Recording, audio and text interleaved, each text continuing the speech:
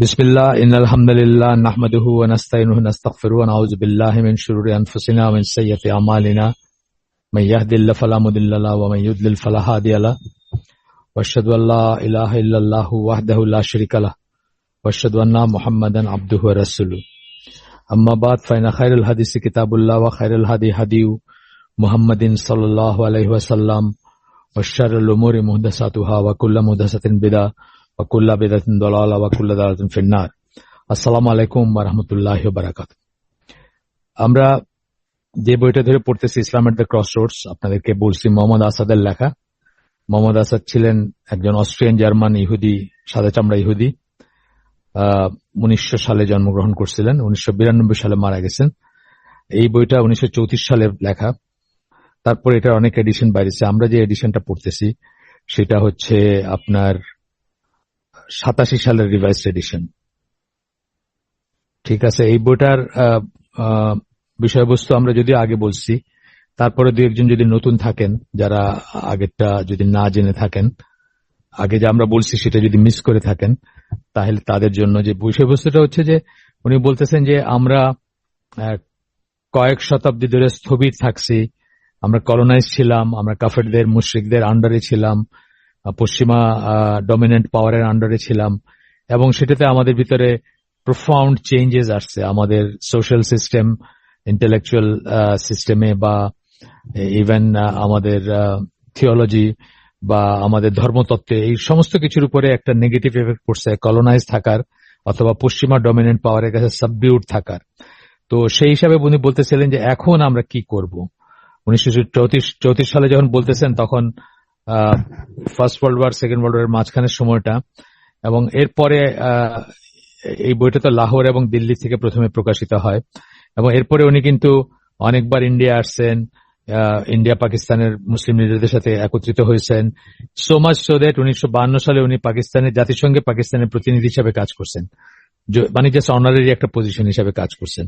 তো যাই হোক, এই বইটা যখন লেখেন তখন ওনার আইডিয়াটা ছিল, ওনার রিজন ছিল লেখার পেছনে, বা ইম্পেটাস ছিল, ওনার চালিকা শক্তি ছিল যে আপনার আমরা একটা ক্রসরোডস, যে কথাটা বলছি, আগেও বলছি, আবারও বলতেছি, ক্রসরোডস মানে হচ্ছে দুইটা রাস্তা যখন ইন্টারসেক্ট করে তখন মনে হয় যেন চারটা দিক থেকে রাস্তাগুলো এসে একখানে মিশতেছে, সেই পয়েন্টটাকে ক্রসরোডস বলে। তো সেখানে উনি বলতেছেন যে ডায়ামেট্রিক্যালি অপোজিট দুইটা সাইনবোর্ড আছে, অ্যাজ ইফ একদিকে হচ্ছে পশ্চিমা সভ্যতার দিকে আমরা আমাদের জীবন পরিচালিত করব, সেই ক্ষেত্রে ইসলাম নিশ্চিহ্ন হয়ে যাবে, অন্তত ইসলামী মূল্যবোধ বা নৈতিকতা, এবং আমরা মুসলিম হিসাবে আর মুসলিম থাকবো না, আমরা চুজ করতে পারি সেটা। আরেকটা হচ্ছে ইসলামের সেই হারায় যাওয়া ঐতিহ্য, যে লিভিং ইসলাম যেটা, সেটার দিকে ফিরে যাওয়া, সেটা হচ্ছে ডায়ামেট্রিক্যালি অপোজিট একটাই। আর মাঝখানে উনি যেটা বলছেন যে আমরা ওয়েট করতে পারি, একজন পথিক যদি ক্রস রোডসে দাঁড়ায় ওয়েট করে তাহলে সে এক সময় না খেয়ে মারা যাবে, তাকে তো একটা ডেস্টিনেশন চুজ করতে হবে, পথিক যে ওয়েফেয়ারার যে, তো সেটা আমাদের করতে হবে। আমরা এখানে বেশি দিন থাকলে আমরা মানে মরে যাব, এরকম একটা সেন্স আছে, পরে বলবেন উনি, আমি হয়তো প্যাসেজটা আসবে পরে। তো এই ছিল ব্যাপারটা, যে জন্য উনি বইটা লিখছিলেন, আমাদেরকে একটু নাড়া দেওয়ার জন্য, আমাদেরকে হুশ আনার জন্য, আমাদের যেন মানে আসে, সম্বিত ফিরে পাই আমরা, যে ইসে বুধ হয়ে আছে আমরা, যে পশ্চিমা ধ্যান ধারণার ভিতরে, বা তাদের ফিলোসফি, তাদের ওয়ে অফ লাইফ, তাদের নৈতিকতা, তাদের সেট স্ট্যান্ডার্ড যেটা, বা তাদের সবকিছুকে আমাদের কাছে সুপিরিয়র মনে হয়, ডমিনেট মনে হয়, সুপিরিয়র মনে হয়, বিজয়ী মনে হয়, এবং আমাদেরকে পরাজিত, আমাদের সবকিছু অকেজো এবং সবকিছু কাজ করে না, এরকম একটা ধারণা ব্যাক অফ আওয়ার মাইন্ড আছে, অনেকেরই আছে, সবাই না থাকলে অনেকেরই আছে। সেটা নিয়ে ওনার এত কথা ছিল, এত কনসার্ন ছিল।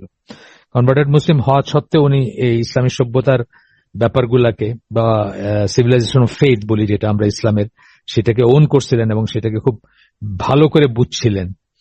তো আমরা গতদিন যেখানে শেষ করছিলাম সেখান থেকে আমরা শুরু করব, হয়তো একটু সামান্য ওভারল্যাপ হইতে পারে। বলতেছিলেন যে এইভাবে ইসলাম যেভাবে জীবনটাকে দেখে, ইসলাম যেভাবে মনে করে জীবনের প্রত্যেকটা জিনিস একটা হোল, আল্লাহর একটা ডিজাইন এবং আল্লাহর একটা পরিকল্পনার অংশ, কেউ বিচ্ছিন্ন না বা কিছু বিচ্ছিন্ন না, সবকিছু মানে একটা ধূলিকণা, যেটা মানে জাস্ট ছোট্ট, মানে এতই ছোট যে হয়তো আঙ্গুলে দেখাও যায় না ভালো করে, সেটার একটা পারপাস আছে। এবং সেই ধূলিকণাগুলো একত্রে মিলেই কিন্তু স্যান্ড ডিউনস হয় অথবা মরুভূমির হয়, মানে একটা ধূলিকণা ইটসেলফও একটা গ্রেটার ইসের পার্ট আর কি। সেইভাবেই সবকিছু দেখতে হবে বা সবকিছু। কিন্তু তারপরে বলতেছেন যে তার মানে এটা না, আমরা একটু আগের দিন পড়ছিলাম যে মানে মানুষ যদি অ্যাবসলিউটলি শুধু সায়েন্টিফিক জিনিস নিয়ে গবেষণা করে তাহলে তারা একটা লাইনে হয়তো এক্সেল করবে, করে গিয়ে একটা জায়গায় গিয়ে আর কোনো থাকবে না, একটা ট্রাঙ্কেটেড ভিউ পাবে জীবনের এবং সৃষ্টির বা স্রষ্টার সাথে রিলেট করতে পারবে না। যেটা বলছিলাম আমি আপনাদেরকে কয়েকদিনই উদাহরণ দিয়েছি যে হাবল টেলিস্কোপের প্রজেক্টের যিনি ছিলেন, ইনচার্জ ছিলেন, ওনাকে জিজ্ঞেস করা হয়েছিল যে আপনাদের জীবন কাটায় দিলেন এই প্রজেক্টের পিছনে, তো কেন করলেন এটা, বলে কোথা থেকে আসছি, কোথায় যাব, কেন আসছি, এইসব জানার আগ্রহ থেকে।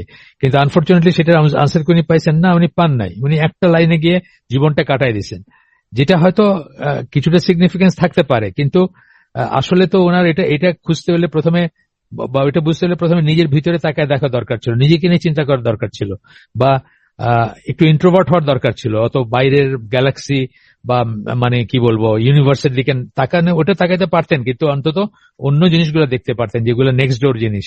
ওই যে দেখা হয় না চক্ষু মিলিয়ে একটা কথা আছে না, শিশির বিন্দু, রবীন্দ্রনাথের বোধহয় এটা, যে একটা শিশির বিন্দু দেখা হয় নাই, সারা দুনিয়ার দিকে তাকায় থাকা হয়েছে বা হয়েছে, সেরকম ব্যাপার আর কি।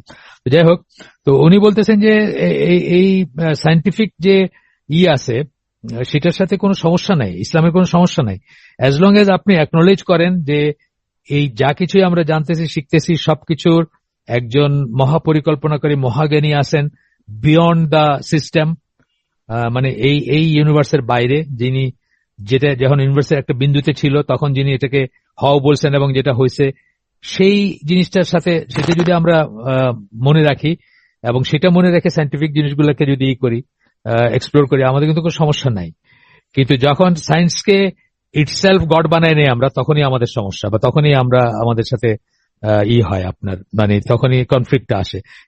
এখানে এই পর্যায়ে এসে উনি বলতেছেন, but the letter is in fact the only speculative possibility of কনসিভিং all life as a unity of essence and motive power, in short as well as balanced harmonious totality। যদি আমরা লেটার মানে আল্লাহকে নিয়ে যদি আমরা সবকিছু চিন্তা করি, আল্লাহকে সুপ্রিম বিং হিসাবে নিয়ে, তার ডিজাইন, তার পারপাস, উনি কেন আমাদের সৃষ্টি করছেন, সেগুলো একটা গ্রেটার প্ল্যানের অংশ।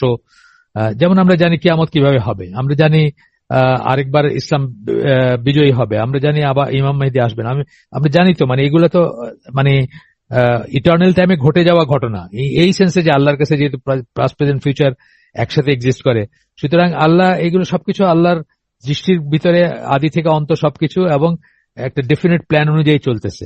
এইভাবে করলে কি হবে, আমরা যেভাবে নিজেদের ভিতরে অস্থিরতা বোধ করব না, বা সমন্বয় করতে বাইরে এবং ভিতর, দুনিয়া এবং আখিরাতকে সমন্বয় করতে যেমন কষ্ট হবে না, তেমনি আমরা সবকিছুর পেছনে পারপাসটা টের পাবো, এবং তখন আমরা ইজিলি আল্লাহর ডিজাইনে, আল্লাহর উইলের কাছে, আল্লাহর ডিজাইনের কাছে, আল্লাহর প্ল্যানের কাছে সারেন্ডার করতে পারবো। যেটা আমি আগের দিন উদাহরণ দিয়ে বলছিলাম যে একটা মানে একটা কি বলে বিচ্ছিন্ন ঘটনা যদি আমরা দেখি, তাহলে আমাদের মনে আসতেই পারে যে এটা কেন হলো বা এটার কি সিগনিফিকেন্স। কিন্তু যখন আমরা হোলটা দেখবো যে এটা থেকে একটা চেইন অফ ইভেন্টস কিয়ামত পর্যন্ত চলতে থাকবে, যেটা আমি আমার নিজের জীবনের একটা গল্প দিয়ে বলছিলাম যে 30 সেকেন্ড সময় 1990 সালে ডিসাইড করছে যে আমি আপনাদের সাথে আজকে হালাকা করব। এইভাবে যখন জিনিসগুলা আমরা দেখব, তখন আমরা কিন্তু ইজিলি আল্লাহর উইল, আল্লাহর ডিজাইন, আল্লাহর প্ল্যানের কাছে সারেন্ডার করতে পারবো। ইভেন দো যদি আমাদের কাছে একটা সময় মনে হয় যে এই জিনিসটা আমাদের এগেইনস্টে গেল, বা আমাদের জন্য মনে হচ্ছে নেগেটিভ, বা আমাদের জন্য ঠিক না, সেটা হইলেও আমরা কিন্তু সেটা বুঝবো যে না, এটার পিছনে একটা গ্রেটার পারপাস আছে, বা এমন কিছু আছে যেটা আমি জানি না, বিয়ন্ড মাই ইমাজিনেশন অথবা বিয়ন্ড মাই ইনসাইট, আমি আমি আমি আমি সেটা ফ্যাদম করতে পারি না যেটা আছে। ওই প্রসঙ্গে একটা গল্প বলছি কিনা আপনাদের জানি না, যে আমার লাইফের, আমি আকরামুজ্জামান বিন আব্দুল সালাম, আপনারা অনেকে জানেন ওনার নাম। আমি যখন উত্তরে থাকতাম, ওনার মাদ্রাসায় আমি মানে সপ্তাহে 2টা বা 3টা ক্লাস নিতাম ভলেন্টারি, 2 দিন বা 1 দিন যাইতাম। ইংলিশ, ফিজিক্স, ম্যাথমেটিক্স বা ফিজিক্স, কেমিস্ট্রি, এই ধরনের জিনিসগুলো, যেগুলোর জন্য ওদের ভালো টিচার ছিল না, উনি একটা মাদ্রাসা চালাইতেন, তো আমি ভলেন্টারি গিয়া চেষ্টা করতাম একটু তাদেরকে হেল্প করতে। তো ওনাকে দেখতাম যে মাঝে মাঝে টাকা পয়সা নিয়ে দুশ্চিন্তা করেন, অনেক বাকি পড়ে গেছে দোকানে, যেহেতু রেসিডেন্সিয়ালি ছেলে মেয়েদের মানে খাওয়া দাওয়ার ব্যবস্থা থাকে বা আরো অন্যান্য খরচ আছে, তো ওনাকে টেনশন করতে দেখতাম। তো আমি একদিন উনি জিজ্ঞেস করলাম যে আপনার ফিক্সড অপারেটিং কস্ট কত, মানে মাসে কত লাগবেই আর কি, এটা এটা এটা জানতে চাইলাম। তো উনি বললেন যে 50,000 টাকার মতো তখনকার। তো আমি ওনাকে বলতেছিলাম যে 50,000 টাকা তো আমি জাহাজে থাকলে, তখন আমি জাহাজ ছেড়ে দিছি, 2006-07 কথা এটা। আমি বলে 50,000 টাকা তো আমি আপনাদেরকে জাহাজে থাকলে আমি দিতে পারতাম, আমার যে আল্লাহ যে স্যালারি দিয়েছিলেন আমাকে 50,000 টাকা মানে আপনাদেরকে একা দেওয়া তো কোনো সমস্যা ছিল না আমার জন্য। তখন দেখে উনি মুচকি মুচকি হাসতেছে। তো তারপরে আমাকে বলতেছে যে ভাই, আপনি যদি জাহাজে থাকতেন আপনার সাথে আমার পরিচয় হইতো না, আপনি এখানে আসতেন না। দেখেন ওনার ওনার ওনার বুঝতে কত, মানে উনি হয়তো ওয়েল ডিফাইন্ড চিন্তা করেন নাই কথাটা বলতে গিয়ে, কিন্তু আসলে তো কথাটা ঠিক, যে আমি যা নিয়ে বলতেছি যে এটা হলে আমি ওটা করতে পারতাম, এই জন্য এটা বলা উচিত না যে এটা হলে এটা হইতো, ওইটা হলে ওইটা, এরকম বলা উচিত না। আমি ওই সেন্সে বলিনি, আমি বলছি যে মানে আমার তো সঙ্গতি ছিল সেই সেন্সে বলছি। তো উনি মুচকি মুচকি হাসতেছেন, উনি বললেন যে আপনি জাহাজে থাকতেন আপনার তো আমার দেখাই হইতো না, হুইচ ইজ ট্রু। জাহাজে থাকলে এই চেইন অফ ইভেন্ট গুলাই হইতো না। আমি ধরেন উত্তরে গেছি একটা ডেফিনেট কারণে গেছি, সেই কারণটাই হয়তো ঘটতো না, বা আরো যা কিছু ছিল সেগুলো হইতো না। এইভাবে যখন দেখবো আমরা, তখন আমরা ইজিলি আল্লাহর উইলের কাছে এই করতে, এবং আমি কন্ট্রাডিকশন, মানে কোনো কন্ট্রাডিকশন দেখবো না আমরা বিটুইন মানে মানে দুনিয়া এবং আখিরাতের ভিতর কোনো কন্ট্রাডিকশন দেখবো না, অথবা মেটেরিয়াল এবং স্পিরিচুয়ালের ভিতর কোনো কন্ট্রাডিকশন দেখবো না। আমরা এটাকে একটা ইন্টিগ্রেটেড হোল হিসাবে দেখতে পাবো বা দেখতে শিখবো। এটাই ছিল, এটাই পুরো বই ওনার টোনটা এটা। তারপরে আমি এই জায়গাটা যেখানে গতদিন শেষ করছিলাম সেখান থেকে পড়লাম। এরপরের প্যাসেজ সাথে বলতেছেন যে religious human being knows that whatever happens to him and within him can never be the result of a blind play of forces without consciousness and purpose. এটাও বোধহয় পড়ছিলাম, তারপরে একটু মানে হয়তো ওভারল্যাপিং হবে একটু পেছন থেকে। তো বলতেছেন যে রিলিজিয়াস মাইন্ড, যেটা রিলিজিয়াস মন, সে জানবে যে এইগুলা ব্লাইন্ড ফোর্সেস এর কাজ না। ব্লাইন্ড ফোর্সেস কেন বললেন কথাটা, যে যারা আমাদের ভিতরে ইভলিউশনিস্ট, যারা ডারউইনিজমে বিশ্বাস করেন, বা যারা মনে করেন অ্যাক্সিডেন্টালি লাইফ এক্সিস্টেন্সে আসছে, তারা কি মনে করেন গতকাল ব্লাইন্ড ফোর্স প্রাইমোরিয়াল সুপ ছিল, কার্বন, হাইড্রোজেন এবং অক্সিজেন, সেটার থেকে হঠাৎ করে একটা লিভিং সেল হয়ে গেছে বা একটা লিভিং এলিমেন্ট হয়েছে, সেখান থেকে আস্তে আস্তে আস্তে আস্তে আপনার অ্যামিবা বা এককোষী প্রাণী, এবং সেখান থেকে আস্তে আস্তে বান্দর হয়ে আমরা মানুষ হয়েছি। এই যে আইডিয়াটা ব্লাইন্ড ফোর্সেস এর হয়েছে, সেটা মনে করার কোনো কারণ নাই। আপনাদেরকে আমি শোনাইছি না প্রথম দিকে যখন আমরা যখন আমরা আল্লাহকে সত্যি আছেন যখন পড়ছি, তখন আপনাদেরকে স্যার ফ্রেড হয়েল ওনার একটা কথা বলছি না, যে উনি তো মারা গেছেন 2003 সালে, ফিজিসিস্ট ছিলেন ব্রিটিশ। উনি প্রথম দিকে উনি নাস্তিক ছিলেন, পরে উনি বিশ্বাস করতেন, ইসলামে বিশ্বাস করতেন না, ইসলামী নর্মস গুলায় বিশ্বাস করতেন না, বাট একজন সৃষ্টিকর্তা আছেন এটা একদম ফার্মলি বিশ্বাস করতেন। এবং তখন উনি হিসাব করে বলছেন যে 20,000 এনজাইমের আছে, আপনার ফাংশন আছে একটা জীবন চলার জন্য, আমাদের মতো একটা জীবন চলবে, যে অ্যাটলিস্ট 20,000 এনজাইমস। তো সেটা বলছেন যে এইগুলা মানে কোন প্রাইমোরিয়াল সুপ থেকে, কার্বন, অক্সিজেন, হাইড্রোজেনের আপনার সমষ্টি থেকে কাকতালীয় ভাবে হয়ে গেছে, এটার পসিবিলিটি উনি ওইখানে করছেন, মানে ওনার ওই লেখাটাতে উনি এটার পসিবিলিটি ডিসকাস করছেন, যে এটার পসিবিলিটি কতটুকু। তো আমার সামনে কাগজটা আছে, আমি আপনাদেরকে পড়ে শোনাই, যদিও একটু বোরিং লাগতে পারে যারা আগে শুনছেন এই কথাগুলো আমার মুখে, কিন্তু তবুও অনেক নতুন মানুষ আছেন, ইট ইজ ওয়ার্থ রিপিটিং। দেখেন আমি বলি একটু ওনার এক্সাক্ট কথাটা কি ছিল। দেখেন উনি বলতেছেন, স্যার ফ্রেড হয়েল উনি বলতেছেন যে ওনার দিব আমি, যদি আপনারা কেউ চান, আপনাদের যদি কারো ইচ্ছা হয় যে ওইটার দলিল পত্র কোথা থেকে বলছেন, কোথা থেকে আসছে, সেটা যদি জানতে চান তাহলে বললেন, আমি ওটা দিব আপনাদেরকে দিব ইনশাল্লাহ। তো ওই কাগজটা যেটা সামনে আছে আমি একটু পড়ে দিই, এক্সাক্টটা পড়লে আপনাদেরকে মজা লাগবে, আপনাদের যারা মানে নতুন শুনতেছেন তাদের কাছে। ওনার একটা লেখা আছে আপনার ইন্টেলিজেন্স ইউনিভার্স, এটা হলো 1983 সালের লেখা। উনি বলতেছেন, সরি আমি একটা ভুল বলছি, 2000 সরি মাফ করবেন, আমার মাথায় এটা শর্ট সার্কিট হয়েছে আর কি 2000 life as we know it life as we know it is among other things dependent on at least 2000 different enzymes at least অন্তত পক্ষে সরি মাফ করবেন আমি 20000 বলছি আমার একটু হয়েছে আমার মস্তিষ্কের সমস্যা সেটা 2000 ডিফারেন্ট এনজাইমস এটা আসলে খুব ইম্পর্টেন্ট কথা না ইম্পর্টেন্ট কথা তারপরেও সংখ্যাটা সঠিক বলা উচিত অ্যাট লিস্ট বলছেন যে জীবনের কথাই বলতেছেন উনি কিন্তু life as we know it is জীবনের কথা বলতেছেন এখনো পর্যন্ত মানুষের কথা হায়ার বিংস এর কথা বলেন নাই at least বলতেছেন 2000 different enzymes. How could the blind forces of the primal sea manage to put together the correct chemical elements to build enzymes? উনি শুধু এনজাইমের সৃষ্টির কথা বলতেছেন এনজাইমটা কিভাবে ডেভেলপ করতে পারে ব্লাইন্ড ফোর্সেস যে কথাটা মোহাম্মদ আসাদ ইউজ করছেন এই জন্য আমার হঠাৎ করে এই পেপারটার কথা মনে পড়লো এবং পেপারটা আমার টেবিলে ছিল দেখে আমি চট করে আপনাদেরকে বলতে পারলাম যে এই ব্যাপারে উনি বলছেন যে ব্লাইন্ড ফোর্সেস মানে কি যেটা কোনো প্ল্যান নাই কাকতালীয় যেটা হিট এন্ড মিস যেটা জাস্ট মানে মানে চান্সেস আর কি অথবা অ্যাক্সিডেন্ট বা কোইন্সিডেন্ট যেটা সেটার কথা বলতেছেন এইটুক বলার পরে ফ্রেড হোয়েল কি বলতেছেন দেখেন এখানে হচ্ছে ইন্টারেস্টিং পার্টটা ওই পার্টটা আমরা না জানলেও চলতো পরেরটা দেখেন according to his calculation the likelihood of this happening is only 1 in 10 to the power 40,000 এই যে কাকতালীয় ভাবে এনজাইম হবে এনজাইম থেকে জীবন হবে বা যা কিছু হয়েছে পরে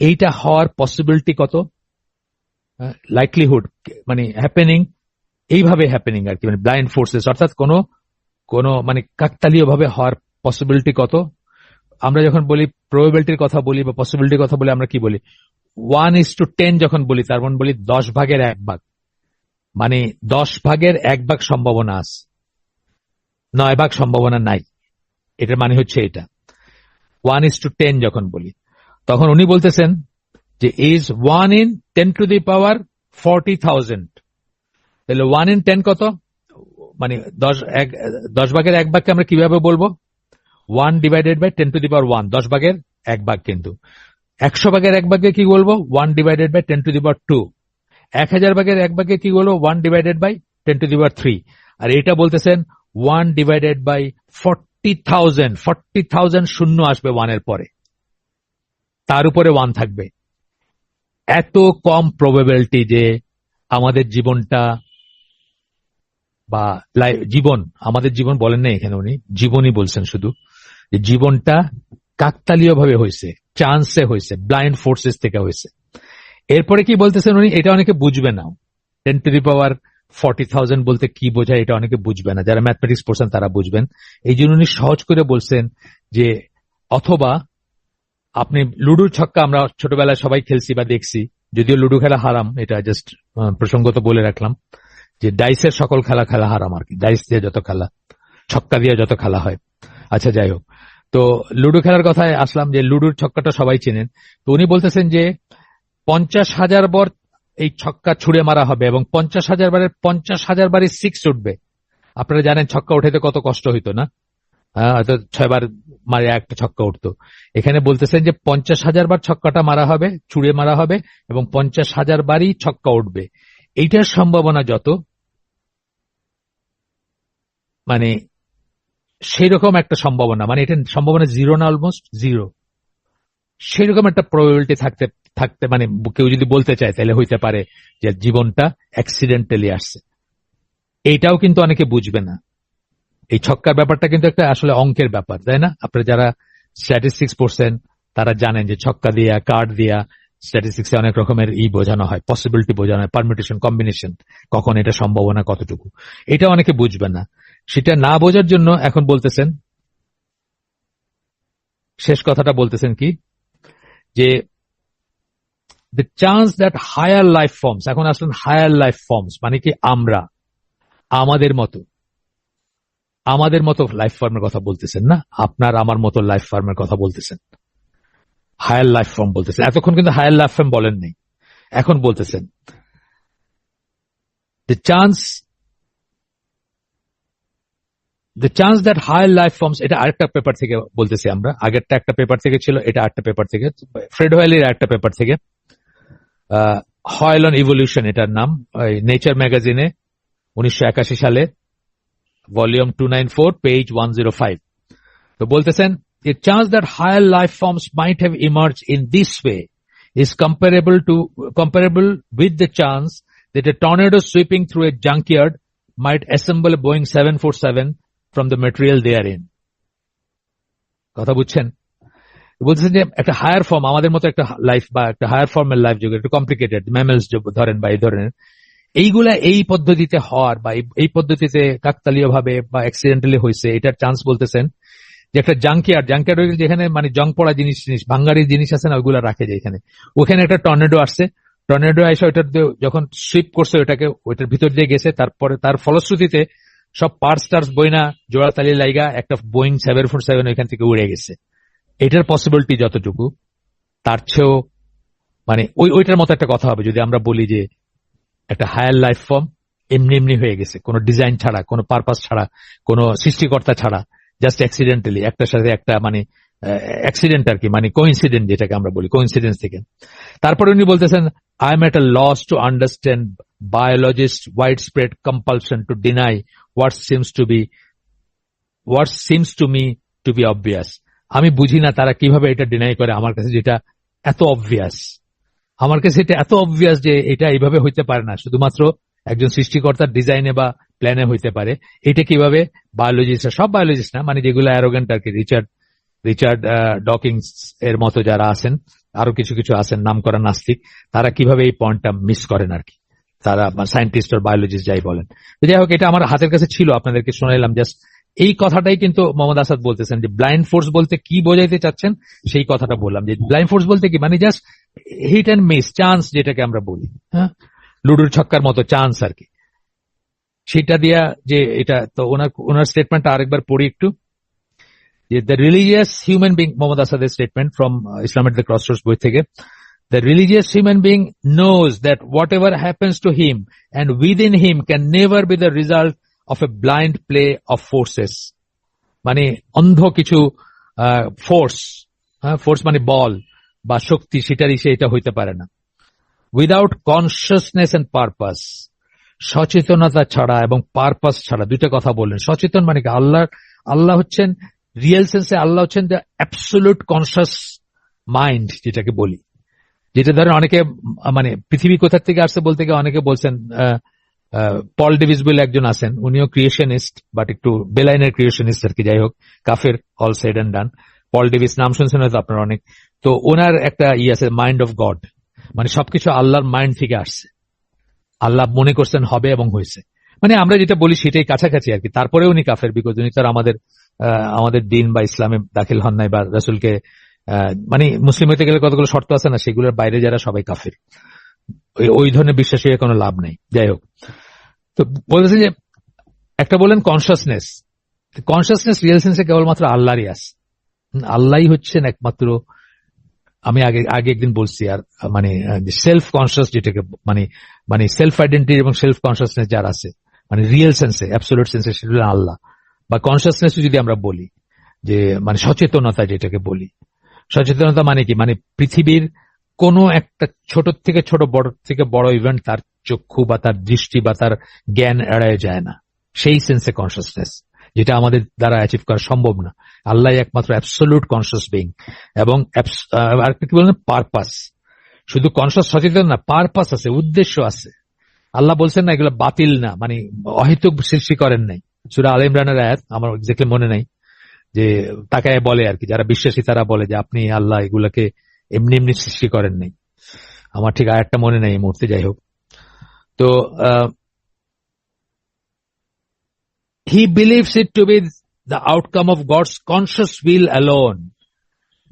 যে রিলিজিয়াস মাইন্ড, যে বিশ্বাসী, সে মনে করে যে এইগুলা হচ্ছে outcome of God's conscious will alone, আল্লাহর ইচ্ছার প্রতিফলন, একমাত্র আল্লাহর ইচ্ছার প্রতিফলন। হও বলছেন এবং হয়েছেন, ছোট থেকে ছোট, বড় থেকে বড়, সবকিছু তার ইচ্ছার প্রতিফলন। এমনকি বলছেন না কোরআনে যে তোমরা ততক্ষণ ইচ্ছাও করো না যতক্ষণ আল্লাহ ইচ্ছা না করেন। এটা আমরা মনে রাখবো। কিন্তু আমরা যেমন আল্লাহর সৃষ্টি, আমাদের কাজ আল্লাহর সৃষ্টি, আমাদের ইচ্ছাও আল্লাহর সৃষ্টি। এটা কিন্তু খুব ইম্পর্টেন্ট একটা কনসেপ্ট, আমাদের ইচ্ছাও যে আল্লাহর সৃষ্টি। তোমরা ততক্ষণ ইচ্ছা করো না যতক্ষণ আল্লাহ ইচ্ছা না করেন, কোরআনের আয়াত। সুতরাং আমাদের যে কারেক্ট ইচ্ছাটা হবে সেটাও আমরা আল্লাহর কাছে চাবো। এই জন্য আমরা কি করি, ইস্তেখারা করি, কোন জায়গায় আমরা কোন কারেক্ট ইচ্ছাটা আসবে আমাদের মনে, কোন দিকে আমরা করবো, সেটা আল্লাহর কাছে চাই যে আল্লাহ আপনি আমাদেরকে বলে দেন, আপনি জানেন আমরা জানি না, আমার ডিসিশন যেন কারেক্ট হয়, আমার ইচ্ছাটা যেন কারেক্ট হয়, ইত্যাদি। তারপরে বলতেছেন and therefore organically integrated within a universal plan, এবং সেই জন্য ইউনিভার্সাল প্ল্যান, সারা মহাবিশ্ব একটা প্ল্যান অনুযায়ী চলতেছে, তার একটা পার্ট বা তার ভিতরে ইন্টিগ্রেটেড আমাদের সকল আর কি, আমাদের যা কিছু happen, what ever happens to হিম, মানে আমাদের এন্ড উইদিন হিম, আমার প্রতি যা করা হয় বা যা ঘটে এবং আমার ভিতরে যা ঘটে, দুইটাই। আমার প্রতি কি করা হয়, আমি ঢুস খাই, আমি হোঁচট খায় পড়ে যাই, আমি প্লেনে চড়ি, আমি গাড়িতে চড়ি, আমি বিরিয়ানি খাই, এগুলো হলো এক্সটার্নাল। না, ইন্টারনাল কি, আমার মনের ভিতর কত কিছু চলে না, কত ফ্রাস্ট্রেশন, কত বিদ্রোহ, কত কান্না, কত হাসি, কত ভালোবাসা, কত কিছু চলে। সবকিছু কিন্তু এই ইউনিভার্সাল প্ল্যানের ভিতরে দেখতে হবে, ইন্টিগ্রেটেড দেখতে হবে। এই সবকিছু মানে আমার যে বললাম যে আমার ইচ্ছাটাও, আমি ইচ্ছাও করতে পারি না যদি আল্লাহ ইচ্ছা না করেন, আমার উইলও আসবে না যদি আল্লাহ আমার কাজ এবং আমার ইচ্ছা এবং আমি সবকিছু আল্লাহর সৃষ্টি। এটা কিন্তু একটা আকীদা পয়েন্ট। কাজগুলা যে এটা কিন্তু অনেক পরে আমি জানছি, এটা কিন্তু অনেক বয়সের জানা যে কাজগুলো আল্লাহর সৃষ্টি, এই কনসেপ্টটা, এগুলাও আল্লাহর সৃষ্টি। ইভেন মৃত্যু কিন্তু একটা সৃষ্টি, মৃত্যু কিন্তু একটা সৃষ্টি, এটাও কিন্তু একটা বুঝ। মৃত্যু আল্লাহর একটা সৃষ্টি, আমার মতো সৃষ্টি না, আরেক ধরনের সৃষ্টি। যে জন্য মৃত্যুকে কিন্তু জবাই করা হবে জান্নাত এবং জাহান্নামের মাঝখানে, এবং মৃত্যু শেষ হয়ে যাবে, তখন আর মৃত্যু বলতে কিছু থাকবে না। আমার মতো সৃষ্টি না মৃত্যু, বাট মৃত্যু একটা সৃষ্টি। আচ্ছা, আসেন এরপর এক জায়গায় বলতেছেন যে এই যে ইসলাম সম্বন্ধে যা কিছু আমরা এতক্ষণ ধরে আলোচনা করলাম সেটার কথা বলতেছেন, the human self conscious self and the mute seemingly irresponsible nature. আমি আমার কথা বলতেছেন, আমি human being, self conscious self, এখানে বড় হাতের এস ইউজ করছেন, আল্লাহর কথা বলতেছেন এখানে। সেলফ কনসিয়াস, আত্মসচেতন, নিজের আইডেন্টিটি যার কাছে আছে। আমরা কিন্তু মানুষ কিন্তু নিজেকে আইডেন্টিফাই করতে পারে না। আচ্ছা, সেলফ কনসিয়াস সেলফ, আল্লাহর কথা বলতেছেন। এন্ড এ মিউট মানে নির্বাক, সিমিংলি ইরেসপন্সিবল নেচার, নির্বাক প্রকৃতি নির্বাক না, অনেকটা নির্বাক। তো আপনি একটা গাছ কেটে ফেলেন, গাছকে প্রতিবাদ করতে পারেন নাকি? পারে না।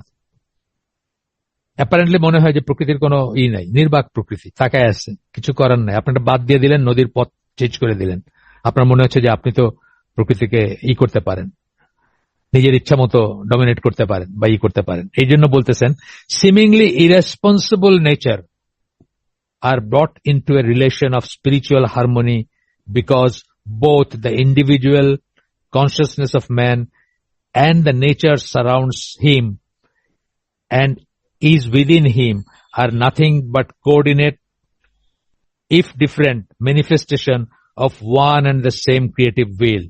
বলতেছেন নেচার এবং আমরা সবাই হচ্ছে কি, সবকিছু যেটাকে নেচার, যেটা আমার চারিদিকে আছে এবং আমার ভিতরেও আছে নেচারের অংশ, সবকিছু একটা সমন্বিত ব্যাপার। ডিফারেন্ট হইতে পারে, আপনার সাথে গাছের ডিফারেন্স আছে, আপনার সাথে নদীর ডিফারেন্স আছে, কিন্তু সবকিছু মিলে একটা সমন্বিত system. Manifestation of one and same creative will, একজন এবং একই ক্রিয়েটিভ উইল মানে সৃষ্টিকর্তা। ক্রিয়েটিভ বলতে যিনি সৃষ্টি করেন, তার ইচ্ছার ম্যানিফেস্টেশন। উনি ইচ্ছা করছেন বইলা এত অগণিত তারা পৃথিবীতে, যে কিয়ামত পর্যন্ত যত মানুষ জন্মাবে সবাই যদি একটা তারা দিয়ে দেন, মানে তারা তো পৃথিবীর কোটি কোটি কোটি কোটি মানে অগণিত কোটি গুণ বড়। তারপরে যে আল্লাহ বলে দেন এটা তোমার। হ্যাঁ, জান্নাতের বর্ণনা আছে না যে কতটুকু বড় হবে জান্নাত, কতটুকু। আল্লাহ বললেন একটা তারা আপনার দিয়ে দিলে আল্লাহর কিছু আসে যায় না। সুতরাং বলতেছেন যে সবকিছু হচ্ছে একজন, মানে manifestation of one and the same creative will, বড় হাতের সি, বড় হাতের W, capital C capital W দিয়েছেন এখানে। The immense benefit which religion thus confers upon man is the realization that he is and never can cease to be a well-planned unit in the eternal movement of creation. এটা লাভ কি, এই ফিলিংটা লাভ কি? এই যে ফিলিংটা বললেন, এই ফিলিংটা যদি আপনার ভিতরে আসে, এটা লাভ কি? লাভটা হচ্ছে এটা যে আপনি রিয়েলাইজ করবেন যে আপনি কখনোই আল্লাহর এই যে ইউনিট, আপনি well planned unit, eternal movement of creation, আল্লাহর এই যে সৃষ্টির শুরু থেকে নিয়ে কিয়ামত পর্যন্ত যে প্রসেসটা চলতেছে, আপনি কখনোই এটার বাইরে যেতে পারবেন না বা কখনোই এটার অংশ হওয়ার থেকে বিরত থাকতে পারবেন না। আপনি অলওয়েজ এটার একটা অংশ। এই রিয়েলাইজেশনটা আপনার আসবে, তখন আপনার কি মনে হবে? Definite part of the infinite organism of universal destiny. Apparently Asim universal destiny মানে কিয়ামতের দিকে যে ধেয়ে চলতেছে সবকিছু, সেটার একটা পার্ট, আপনার ডেফিনিট পার্ট, অংশ আপনি সেটার। সুতরাং আপনি জীবনের সবকিছুকেই নেসেসিটি মনে করবেন, এইটারও দরকার ছিল। আপনি দেখেন একসময় আমরা হয়তো আফসোস করছি, ধর এই কাজটা কি হলো, এটা হয়ে কি হলো। তারপরে আপনি দেখলেন, আমি আপনাদেরকে নিজের জীবনে একটা উদাহরণ দিই, ছোট্ট একটা উদাহরণ দিই, আপনারা জানি না রিলেট করতে পারবেন হয়তো। 1992 সালে আমি মনে করছিলাম যে আমি জাহাজ ছেড়ে দিব। 1992 অ্যারাউন্ড দ্যাট টাইম আমি জাহাজ ছেড়ে দিব। আমি এক লোকের কাছে তখনকার দিনের অনেক টাকা ইনভেস্ট করলাম, তার একটা কোম্পানি, সেই কোম্পানিতে আমাকে সে 49% শেয়ার করলো। ইলেকট্রিক্যাল অ্যাক্সেসরিজ বানায় কোম্পানি। শর্ত কি যে এই লাভ লোকসান যাই হোক, এগুলার ডিটেলস বলার দরকার নেই, আমি অফিস করবো এবং আমাকে সে মাসে 10,000 টাকা করে দিবে। আমি চিন্তা করছি যে আমার এমন কোনো খরচ নাই, চলে যাবে। আমার ওয়াইফ তখনও গভর্নমেন্ট কলেজের টিচার, এই সব মিলাই ঝুলাই চলে যাবে, আর যা সেভিং টেভিং আছে আর কোম্পানি থেকে লাভ হলে তো পাবোই আর কি। সেই লোকটা আমার সমস্ত পয়সাই মেরে দিল বলতে গেলে। হ্যাঁ, 11,78,000 টাকা তখনকার দিনের পয়সাগুলো মেরে দিল। সে চলেই গেছে, আমেরিকায় গেছে তারপরে, বা যাই হোক। আমি এই তো অ্যাপারেন্টলি খুব খারাপ একটা খবর, তাই না? আমি চেষ্টা করছিলাম যে জাহাজ থেকে নেমে যাবো, আমি মানে কিনারায় বসবাস করব, স্বাভাবিক জীবনযাপন করব, নর্মাল আর কি। কিন্তু ওই সময় কিন্তু আমার একটা মাথা গোঁজার ঠাঁই ছিল না। আমার যদি ওটা কাজ করতো এই সিস্টেমটা, আবারও বলতেছি, আমি আপনাদের সাথে আজকে এখানে হালাকায় বসতাম না। আমার জীবনের যত প্রপার্টি, যত সেভিং যাই ছিল, যা দিয়ে আমি আজ পর্যন্ত চলতেছি, সবকিছু কিন্তু ওই ঘটনা ফেল করার পরে আমি যে আবার জাহাজে জয়েন করছিলাম, তারও অনেক পরের আর্নিং, তারপরেও আমি অনেক পয়সা কোথায় গেছে বলতে পারবো না, সেসব দিয়ে কিন্তু এসব হয়েছে। তাহলে দেখেন, অ্যাপারেন্টলি খুব বাজে একটা ঘটনা ঘটছে না? অনেকেই হয়তো ওইখানেই তার জীবন মানে হতাশ হয়ে আর কিছু করতে পারতো না। আলহামদুলিল্লাহ, আল্লাহ আমাকে মাফ করছেন। আমার যত প্রসপারিটি যদি বলি, কোট আনকোট, যদি প্রসপারিটি ভাবে বলা উচিত না, প্রসপারিটি হচ্ছে আল্লাহ যেটাতে রাজি সেটা প্রসপারিটি, তাছাড়া কোনো প্রসপারিটি নাই। কিন্তু যদি ধরে নেই যে মেটেরিয়াল প্রসপারিটি, সব কিন্তু এর পরের। আমি আবার গিয়ে জাহাজ জয়েন করলাম এবং তার পরের কিন্তু আর্নিং, তার আগের আর্নিং কিচ্ছু ছিল না আমার কাছে বলতে গেলে। সামান্য হয়তো এদিক সেদিক টুকটাক কিছু ছিল, জমা হইতে পারে, যেটা হয়তো 2-4 মাস চলতে পারতো বা এরকম কিছু, আমার মনে পড়ে না এখন। তো যাই হোক, কথা হচ্ছে যে এই যে ব্যাপারগুলো আমার হয়তো তখন খুব কষ্ট লাগছে, আমার মনটা ভেঙে গেছে। আমি বুঝি নাই যে এখানে আমার জন্য ভালো কি থাকতে পারে। অনেক সময় আমরা বুঝি না যে আমাদেরকে এইটাতে আবার ভালো কেমনে হইল। হয়তো মনে হয়েছে আমার, আমি আর ওই ফিলিং গুলো এখন আনতে চাই না বা ওইভাবে চিন্তা করি না। এইভাবে আমাদের জীবনে কিন্তু অনেক সময় আসে যে একটা জিনিস, কিন্তু যে চিন্তা করবে, যে ওইভাবে চিন্তা করবে, যে ইন্টিগ্রালিতে যে চিন্তা করবে, মোহাম্মদ আসাদ যেটা কথা বলতেছেন, তার কিন্তু কোনো আফসোস থাকবে না। এই জন্য কিন্তু যারা ইমানদার, ভালো ইমানদার, তারা কিন্তু কখনোই বলে না যে এটা না হয় এটা হইলে কত কিছু হইতো, এটা না হলে এটা হইলে আমি এটা করতে পারতাম, বা এটা কেন হইলো না, ওইরকম হইলে ওরকম হইতো, এসব বলে না কিন্তু তারা, এসব বলে না। এবং এটা একটা জায়গায় চলে গেলে এটা কুফরি হয়ে যায় এইসব কথা বলার। আমার এক জুনিয়র মারা গেছে, 13 ব্যাচের, আমার 2 বছর জুনিয়র, অনেক আগে মারা গেছে, আরো 20 বছর আগে মারা গেছে। তো ওর জানাজায় গেছি আমি, তো ওর সাথে ক্যাডেট কলেজের একটা যে আবার আমাদের স্কুলে আমার জুনিয়র ছিল 1 বছরের, ওই ক্যাডেট কলেজে ওই জুনিয়রের সাথে করছে। তো আয়শা বলতেছে যে যখনই সে টায়ার্ড ফিল করছে, যদি সে ডাক্তার ডাকতো তাইলে হয়তো আজকে এই জানাজা পড়তে আমাদের আসতে হইতো না। এই কথাটা কিন্তু কুফরি কথা, কারণ এগুলো কি নিয়ে আপনি বলতেছেন? মৃত্যু নিয়ে বলতেছেন, তাই না? যদি ডাক্তারকে খালি একটা কল দিত তাইলে হয়তো আজকে এই ঘটনাটা করতো না। এটা কি মুসলিম বলতে পারে? পারে না। এটা কিন্তু কুফরি পর্যায়ের কথা। তো যাই হোক, এটা হচ্ছে মৃত্যু নিয়ে বলছে, সেটা এক্সট্রিম একটা কথা, কিন্তু আমরা দৈনন্দিন জীবনে অনেক কিছু নিয়ে বলি এরকম। কিন্তু নাফসুল মুতমাইন্না মানে কি, যে সকল অবস্থায় শুকরিয়া আদায় করবে, সকল অবস্থায় আল্লাহর উপর রাজি খুশি থাকবে, আল্লাহ তার উপর রাজি খুশি থাকবেন। সে কিন্তু কখনো এইভাবে আফসোস করবে না, সে বুঝবে যে এটার ভিতরে একটা উইজডম আছে। আমার আমার নিজের কথা আমি বলতেছি, আমার তো মনে হয়েছে যে এটা কেন হইলো আমার, আমি কি এটা ডিজার্ভ করি, বা এরকম কথা মনে হয়েছে। কিন্তু দেখেন, আমি যদি ওখানে আটকায় থাকতাম, আমি কিন্তু আজকের এই জায়গায় আসতাম না। বা যতটুকু আল্লাহ আমাকে এই যে গত 20 বছর আমি কোনো কাজ করি না, আমি আমি উপার্জনের জন্য কিছু করি না, তা সত্ত্বেও যে আল্লাহ আমাকে চালাই নিতেছেন গত 20 বছর, হ্যাঁ, বাড়ি ভাড়া দেওয়া হোক, যাই দিয়ে হোক, চালাই নিচ্ছেন, আমি কার কাছে হাত পাতি নেই কখনো, আলহামদুলিল্লাহ খুবই ভালো চলতেছি, আমি যা ইচ্ছা খাই, যা ইচ্ছা পড়ি, যখন ইচ্ছা যেখানে যাই। তো সেটা তো ঘটতো না, মানে ঘটতো না বলতে এই সেন্সে, মানে সেই ক্যাপাবিলিটি তো আমার তখন ছিল না। আল্লাহ আমাকে সেখান থেকে ফিরিয়ে নিয়ে আসছেন, এবং ওইটার মাধ্যমে আমি রিয়েলাইজ করছি যে এইভাবে হুটহাট জাহাজ থেকে নামা পড়া আমার ঠিক হয় নাই, বা আমার আরো চিন্তা ভাবনা করা উচিত ছিল, আর একটু মানুষ দেখা উচিত ছিল, বা ইত্যাদি ইত্যাদি, যাই হোক। এবং তারপরে আল্লাহ আমাকে চ্যানেলাইজ করছেন একটা দিকে। তো এইটা আমি যদি নাফসুল মুতমাইন্না হইতাম, কখনোই আমার মনে কোনো আসতো না, কখনোই আমার মনে কোনো আফসোস আসতো না, কখনোই আমি এটা নিয়ে চিন্তা করতাম না। আমি সকল অবস্থায় বলতাম আলহামদুলিল্লাহ আলা কুল্লি হাল। এটা বলাটা কঠিন, কিন্তু সহজ না, আমরা পারি না বলতে। আমরা বক্তৃতা দিই, কিন্তু সবাই পারি না বলতে। আসেন এরপরে কি বলতেছেন, the psychological consequence of this conception. কোন কনসেপশন? আপনি হচ্ছেন definite part of the infinite organism of universal destiny. এই যে মহাবিশ্ব সৃষ্টি থেকে আদি থেকে অন্ত পর্যন্ত, বা সৃষ্টি থেকে ধ্বংস পর্যন্ত যে চলে যাচ্ছে একটা প্রসেসের ভিতর দিয়ে কিয়ামত পৌঁছাবে, তারপরে জান্নাত জাহান্নাম হবে, আপনি এটার একটা মানে ইনফাইনাইট, এটা আপনার পয়েন্ট অফ ভিউ থেকে ইনফাইনাইট, কিন্তু আপনি সেটার একটা ডেফিনিট পার্ট, ডেফিনিট অংশ আপনি। The psychological consequence of this conception, এই কথাটা আপনার ভিতরে থাকে, তাইলে তার যে কনসিকুয়েন্স, তার যে পরিণতি, সেটা কি? Is a deep feeling of spiritual security. আপনি তখন সিকিউরড ফিল করবেন, যেভাবে রাসূল সাল্লাল্লাহু আলাইহি ওয়াসাল্লাম বলছিলেন যে আমরা দুইজন না, আমাদের সাথে আল্লাহ আছেন, থার্ড হচ্ছেন আল্লাহ। সেই গুহার ভিতরে যেখানে আপনার আবু বকর রাদিয়াল্লাহু আনহু ভয় পাইছিলেন আর বলছিলেন যে আমরা তো মাত্র দুইজন, তখন আল্লাহর এই ফিলিংটা আপনার আসবে যে আপনি কখনোই একা না, আপনি কখনোই আপনার একটা স্পিরিচুয়াল সিকিউরিটি, আপনার একটা আত্মিক সিকিউরিটি ফ্রম আল্লাহ, সেটা আপনি অলওয়েজ রিয়েলাইজ করবেন। That balance between hopes and fears, এই কথাও আমরা বলছিলাম, অন্য প্রসঙ্গে বলছিলাম, আবার এখানে বলতেছি আমরা, যেটা হোপস এন্ড ফিয়ার্স এর ভিতরে ব্যালেন্স করে, এটা আমরা আগে বলছিলাম, আবারও বলতেছি। আচ্ছা, গেল এগুলা আমরা মোটামুটি ভাবে করছি, গতদিন করছি। আজকের ইসে চলে যাই, আজকের নতুন অংশটায় চলে যাই। এরপরে বলতেছেন যে